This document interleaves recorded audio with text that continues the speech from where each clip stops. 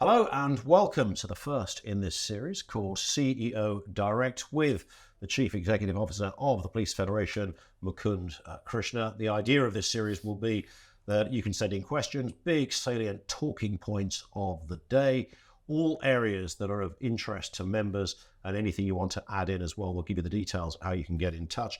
Mukund, good to see you. You are the CEO, but you never used to be. You were the COO. Indeed, that's right. I used to be the COO.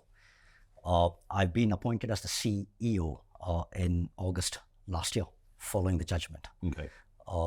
What does that mean for you in terms of that position compared to the previous one? It's a really good question, Ian, because I think there's a misunderstanding. People used to think the CEO is nothing but a CEO, but there are some fundamental differences.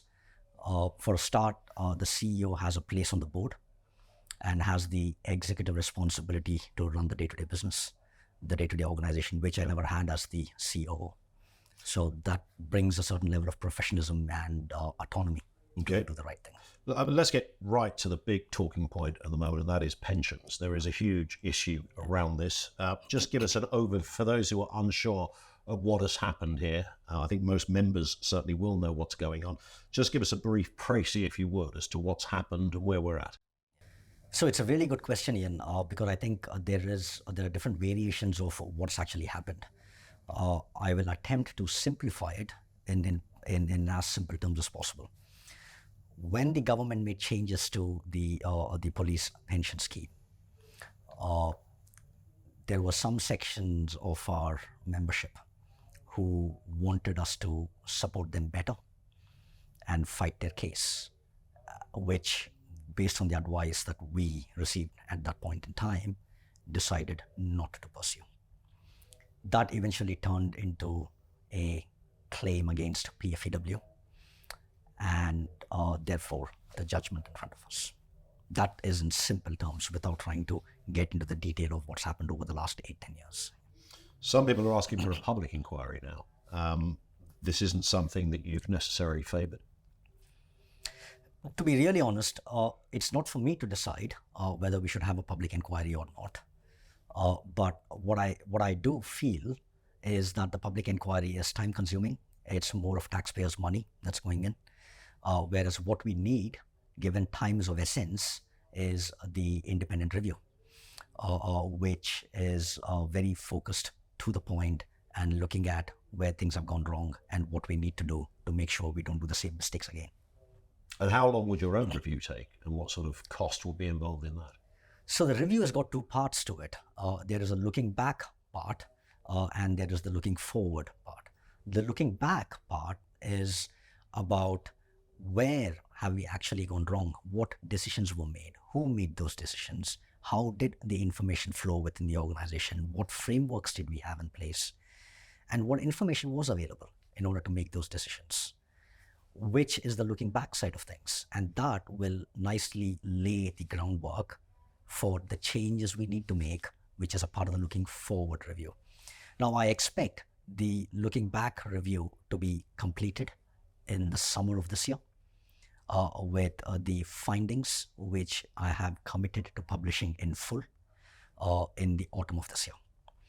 And being very open and honest and transparent, which I said I always will be, we have cut down certain expenditure within the Federation without compromising the delivery of essential services to membership, and redistributed that to fund the independent review. And we've set aside $500,000 for the work to be undertaken this year. When it comes to specifically on the issue of pensions, I mean, this is such a huge issue. You've talked about the figure of £60 million that some are asking for in order to fulfill what they see as a shortfall in what some members sense they were due. That is not sustainable, is it, for the Federation? £60 million. Genuinely is not sustainable. I think I'd like to start with clarifying a misunderstanding, which is some sections of our claimants feel that the 60 million is a number that I have quoted, which hasn't been referenced to before. That is categorically untrue. It's important to recognize that the 60 million is a summation of the detail which the claimants have submitted through the tribunal process, which is a public document. Right. So that's where the 60 So million that is figure coming does from. exist. It does exist in public document. documentation. It's not your figure. It's not my figure. Okay. Clearly, we don't have the 60 billion. We have a small chunk in our reserves, and we are looking to get to an appropriate resolution working with the claimants' lawyers. Yeah. We have a number of obligations as a federation. Firstly, in no particular order, we represent over 148,000 rank and file officers, and we have the responsibility to continue to deliver the essential services. The second important bit to recognize is we also have the judgment in front of us, and we have the obligation to arrive at an appropriate resolution, which we are constructively working with the claimants' lawyers on. And the third important principle here we must apply is one of morals and ethics, which is the membership of the future should not be paying for the mistakes of the past. So when I take these three things amongst a number of other variables, but these three defining principles into how we arrive at a settlement, we don't have the 60 million. Yeah. And so the conversation we are currently having with the claimants' lawyers, constructive conversation I should add, is what is that appropriate settlement? So there is an irredeemable reality here, that amount of money is simply not in the pot. Therefore, it has to become a process of negotiation. Indeed, absolutely, it has to, which is my response to those claimants who feel, why are we dilly-dallying? Why are we not paying out? That's because we frankly don't have the 60 million that some people think we have. And what is the upshot here then? I mean, firstly, how long will it be before people have a resolution, or they are certainly offered a resolution? What are we looking at in terms of time? It's a really good question, and I wish I could provide a very definitive timescales for it. It's important to recognize there is still a judicial process ongoing in terms of remedy. And all I can say, and I would like to assure the claimants, is that we have engaged with some really talented specialists who are working constructively with the claimants' lawyers in trying to arrive at a resolution as soon as possible. I'm really hoping it's not long enough, but unfortunately I can't really commit to a timeline because there is a judicial process that's currently underway. Okay. I mean, there are other issues as well around some of the claims from claimants that this isn't just about money. There are allegations of intimidation and bullying behavior, which predates your time, understood, but nonetheless, these are very serious allegations. I think, and I firmly believe, that those practices have existed. I can't be denying it because the judgment is very firmly in front of us, and we have accepted the judgment. We have apologized to those who were affected through this process, and I would once again apologize for what they might have and what they have indeed gone through. I want to be very clear about this at the outset. There is absolutely no place for unprofessional behavior amongst colleagues within policing or anywhere for that matter. As a federation, we will not tolerate disrespectful behavior, bullying, or victimizing, or harassing. We have made mistakes in the past. We are truly sorry about it, but we now need to correct those mistakes and start putting frameworks in place so that we can start treating people with respect and work constructively and collaboratively with each other. So you accept those conclusions about intimidation and bullying, and now it's a case of looking for a new way of working, a new relationship, a new culture. Would that be fair? Indeed, yes. We have accepted the judgment in its full. There are some changes we have already started to make. The appointment of a professional as the chief exec is the first bold move the organization has made, which is unheard of in Federation's 100-year-old history. We have appointed new legal partners. We have announced the independent review. And there is also what I say is an opportunity in every crisis. And I think most people in the membership groups actually look down upon some of the flats, the property that the Federation holds, which is used by some of our officers from time to time. And we have decided to sell them. And so we are embarking on this major program of change, which is going to speak for itself. And at the heart of it is openness, transparency, and professionalism. Yeah. Is this about streamlining as well? Is this about making the Federation a slicker but smaller operation?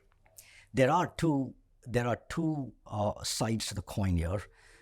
The immediate focus very much is how do we survive the existential crisis that we are facing. And that's one side of the coin. And the other side of the coin is how do we simplify the way we work? How do we become more effective? And how do we become more relevant? As the Police Federation of England and Wales, we feel we have a very important role to play in helping improve the policing agenda. Yeah. And then that starts with simplifying the way we work. Okay, does that include, because another area that some members are concerned about are the election cycles. There are changes coming in that respect. Tell us more about that. So we have recently requested an extension to the election cycle.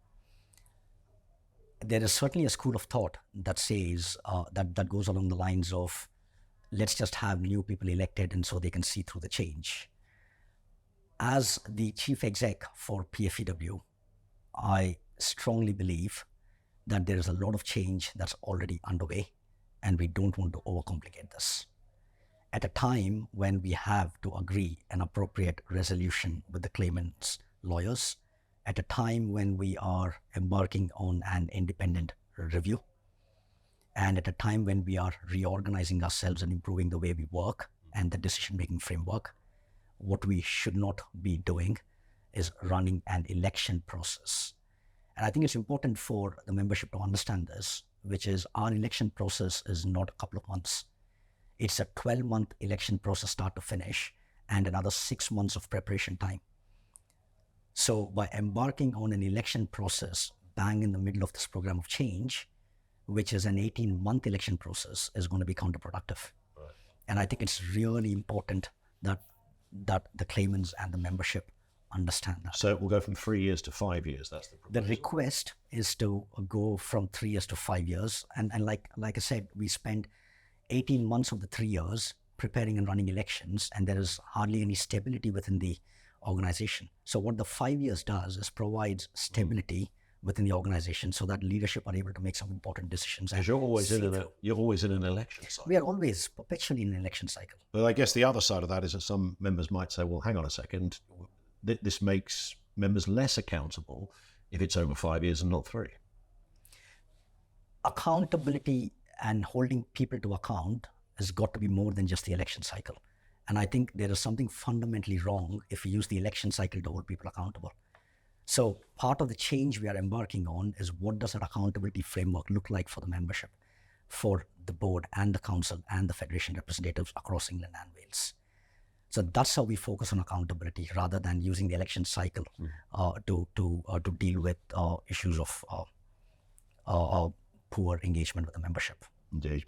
One question that does come up, and it's one you would have heard before, and that is a very simple one. How can the head of a police staff association possibly sit in such a position when you've never worn a uniform, or pounded the beat, or made an arrest?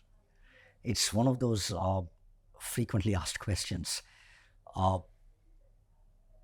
My experience and observation, and I've spent the last 10 years working in the UK criminal justice system, both within PFEW and outside of it, doing several projects.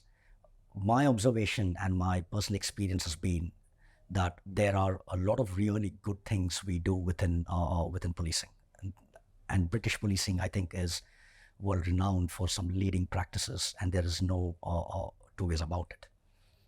But equally, on the other hand, what policing needs is industry best practice coming in. And I don't believe we do so much of industry best practice introduction within policing, within England and Wales. So to some extent, what I bring to the table is that experience of industry best practice, of how we can deliver change and how we can actually manage a very professionally organized representative body.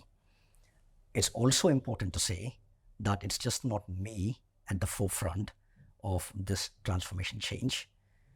We have the national chair who are elected by the membership, and we have the national secretary who is also an elected officer but appointed by the board to represent the membership.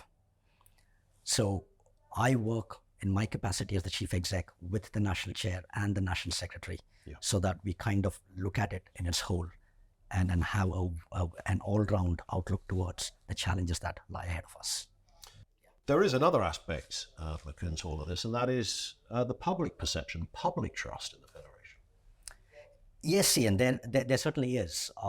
And that's probably the most important thing in all this, which is public confidence. And our duty as the Federation is to support the membership in delivering a certain level of service, a very high standard of service, to improve public confidence, which is much needed for policing at this time. We have reorganized ourselves as a Federation. We have a strategy that we call as the PFEW 2025 strategy. It's got 3 key pillars to it.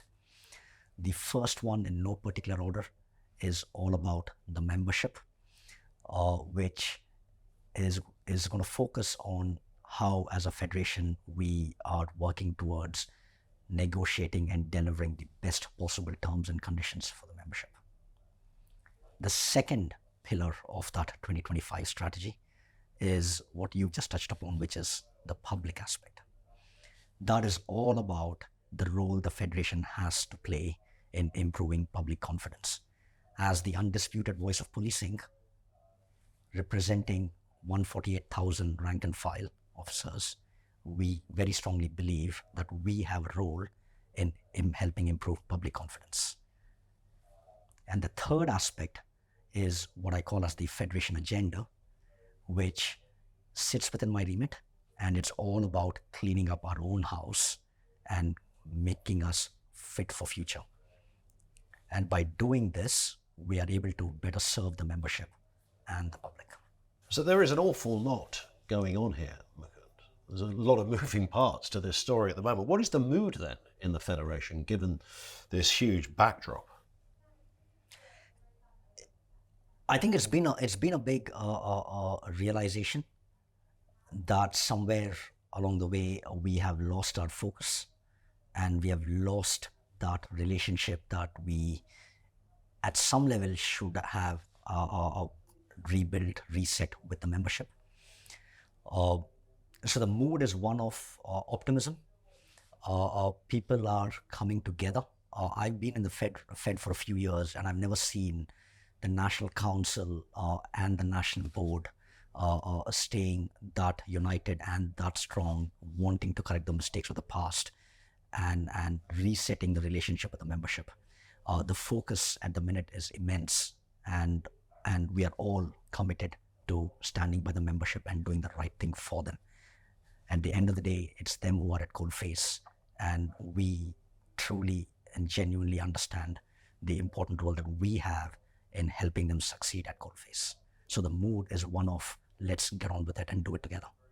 At a final point, Mukund, to those claimants who are feeling that there is much more that needs to be done to placate the kind of requests that they have, they're not confident that it's going to come out in a way that they find in any way acceptable. What do you say to those claimants? What is your message to the membership in that respect? So I'll probably take it in 2 parts, even though the claimants are our members, because of what we are going through at the minute. My message to the claimants and those who feel deeply upset with the existential crisis we are in and the judgment. Emotions are running high. I recognize that. I see that day in and day out. No one is trying to dilly-dally. It's a very different federation that we are currently working to. There are a lot of important changes that we have already made, which I appreciate may not be seen in the world outside. Things like the flats, the property, things like that. My request in the form of my message to the claimants is that there seem to be an awful lot of inaccurate information on social media in relation to the federation, in relation to people within the federation, in relation to the settlement discussions themselves. So my request is, please don't fall in the trap of believing misinformation, and please do reach out to seek any clarifications that you may need. But we are working incredibly hard and fast to arrive at an appropriate resolution as soon as possible. My message to the members at large is a reflection of my interactions with my members. I speak to members day in and day out on a regular basis, especially since my appointment as the chief exec. And often the questions that are posed in my conversations to me by them is around, why can we not be more open? Can we not be honest? Can we not be transparent? Where is the money going? What actually happens within the federation? And so on. So my message to the members is, what we are doing today and a series of these interviews is a direct response to their ask to say, we will be, and I commit to be very open, honest, transparent in everything we do and the decisions that we make and we continue to make. So please bear with, we are embarking on a big program of change. Federation has an important role to influence positive change within policing, and we are on it. Mukund, thank you. And that is it for this episode. But as you heard Mukund say there, if there are questions, not just specific questions, but areas that you would like to hear the CEO discuss and respond to, and there are a lot of clear, very defined issues that do concern many members, then do make sure you put those points and those questions through, and we will see you on the next episode of CEO Direct.